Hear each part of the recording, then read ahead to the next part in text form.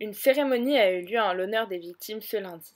Toutes les associations de notre faculté ont tenu à adresser un message de soutien, dont deux de nos rédacteurs. Valentin Cruz, aussi membre de l'AS, avec un discours très touchant, ce que nous pouvons en retenir. Nous étions hier Charlie, nous sommes aujourd'hui Paris.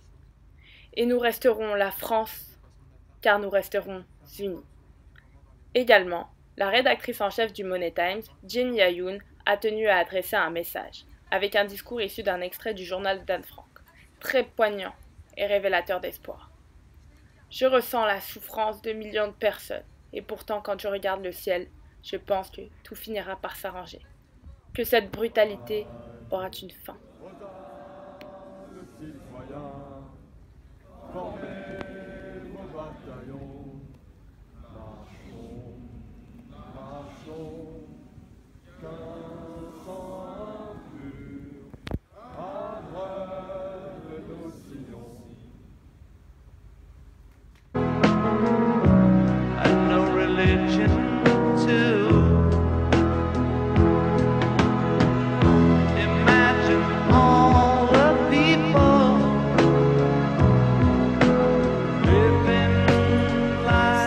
C'est surtout un message de soutien, premièrement, que ce soit aux étudiants ou même au personnel de la faculté qui soit touché de près ou de loin par la situation.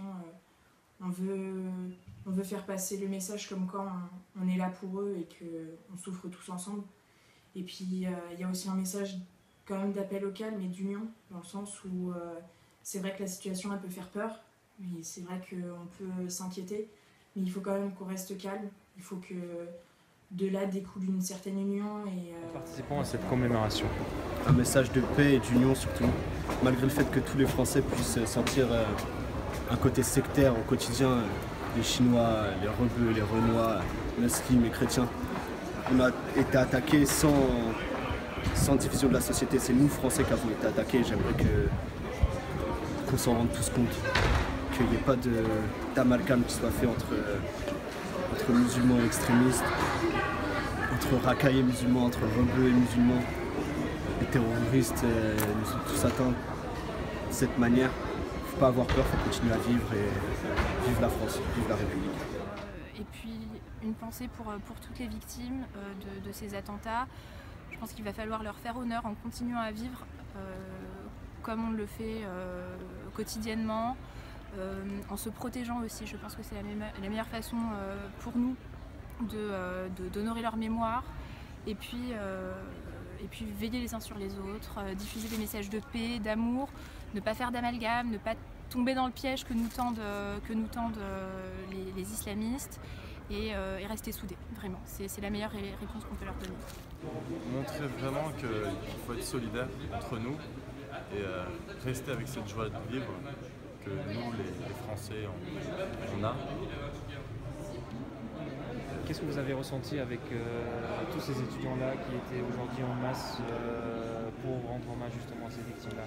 J'ai vraiment été très ému, surtout j'ai vu de mes propres yeux des gens tomber par terre de l'émotion, une fille à côté de moi qui s'est effondrée, une autre amie proche qui s'est effondrée en larmes également.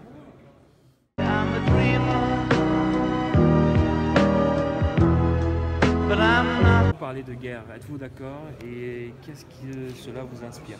Tout d'abord, le mot guerre c'est un mot assez dur, surtout il faut savoir qu'on combat une organisation terroriste qui est introduite dans notre société, qui est partout, on combat en Syrie, en Irak, et donc c'est vraiment compliqué de voir ce mot guerre, surtout actuellement.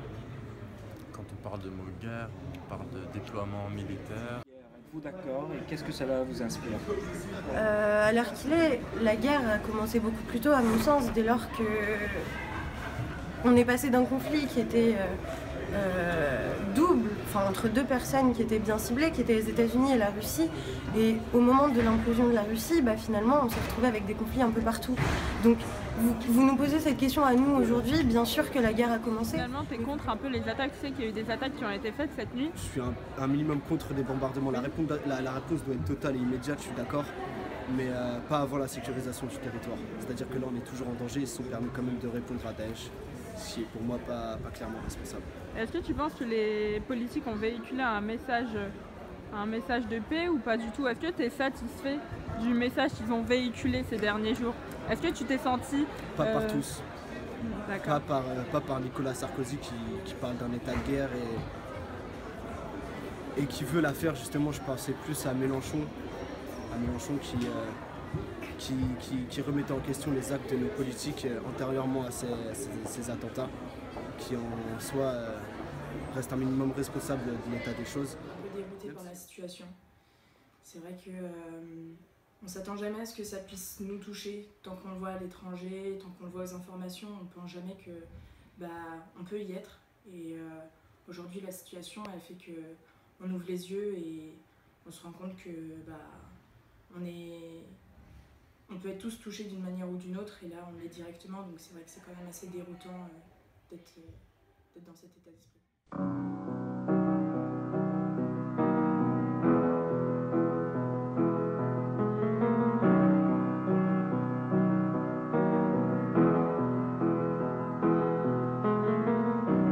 Imagine there